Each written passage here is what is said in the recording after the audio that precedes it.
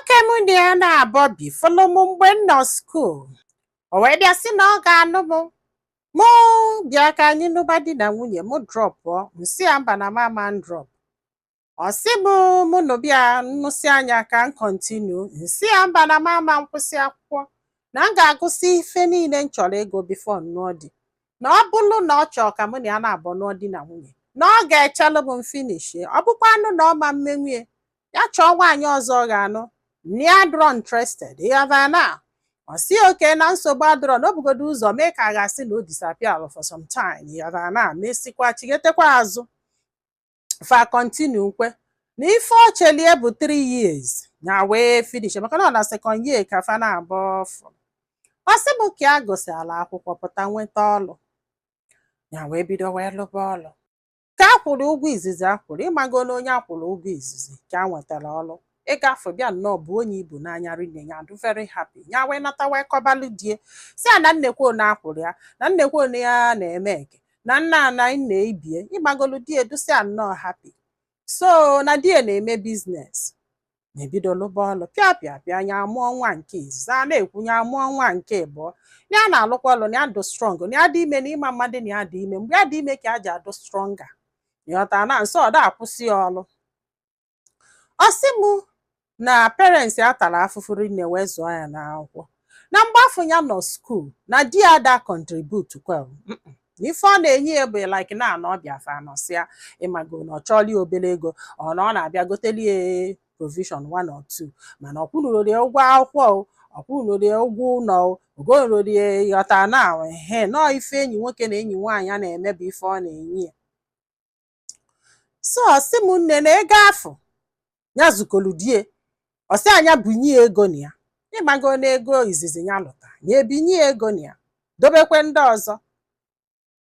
So after like 3 weeks ọ bịakwa again si ya binyekwe na ya ego na ya wee si ya mba ya welu nke fọlụnụ ka enyi ụzọ na-abụ nye parents ya na nke obele fọnụ na ya ji agba moto wee wekwere egotela ụmụaka nke were egotela ụmụaka nke ịmagolu before you know it ego agwụsigo. Si oke olukwe next month akwụkwọ ya ụgwọ di bịakwa nakwara ya some money, akwụrụ anya ụgwọ ọ na-anya ego akwụrụ anya ụgwọ ọ na-anya ego. O wee luo onwe bọsọ ọ narị ego ya wee sị ya mba na-enyegokwenụ parents ya. So di papa mbaba sị ya after 6 months ya bidosiri ọlụ akwụrụ ya ụgwọ, di wee jụọ ya sị ya na akwụ ọkwanye ụgwọ. So nya wee jee n'ụlọ ọrụ wee jụba ha sị ha na afọ ọkwa ego, ha wee sị na akaụntụ ya nwere nsogbu na ọ gara aga. So nya wee nata wee gwa die wee were akaụntụ nyanwa wee nye sị ya tinye ya ebe afọ ka a na-akwụnyezi na akaụntụ ya.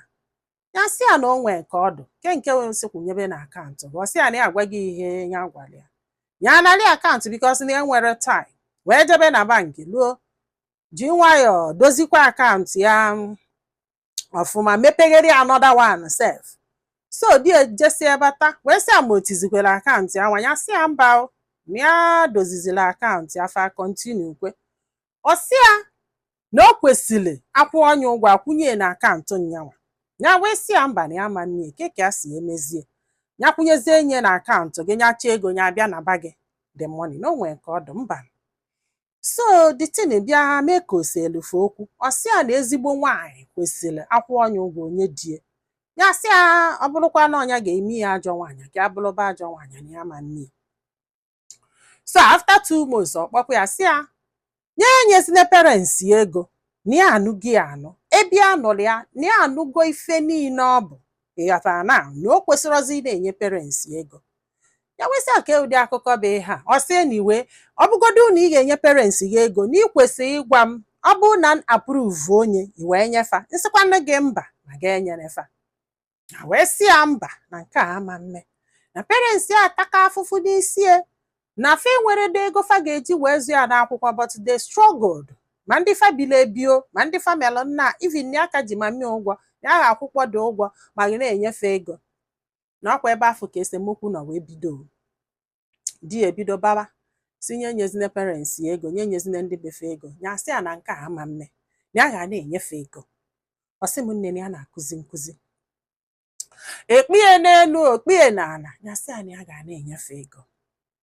Afa ịghọtago di wee sị oke na nsogbu adịrọ. Ebe ifili na ị nwere ego na ị na-akpata ego na ị ga na-efidi ndị be unu na-efidikwe your family, ya agbụ ya nkịtị. Ọ kwụsị inye ya ego, ya were ego na-efekwa ụmụaka na agbọrị ya na-esi nri na-enye ụmụaka.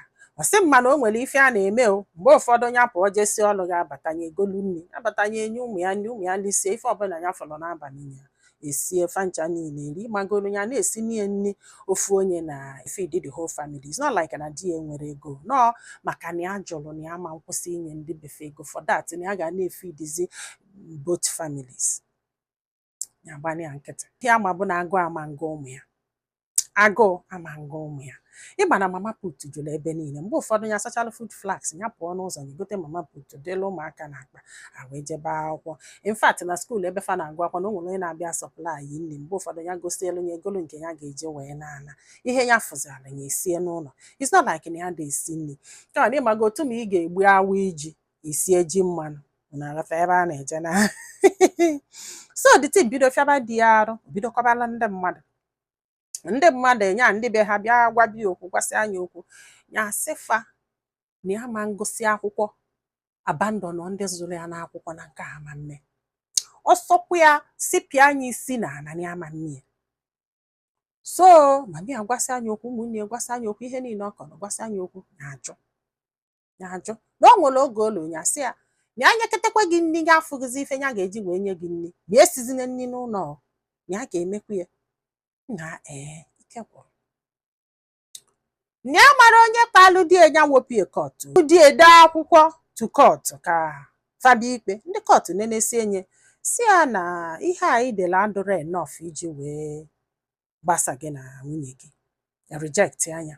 Odekwa ọzọ reject anya, ode nke ịtọ reject anya. So ụbọchị rejectze nke ịtọ nyekete nsogbu jọji wee si ya na ife menụ gị kpọrọ nwunye gị bịa mbọsị dị otu ya nwee open ka anụ ife na-eselefe.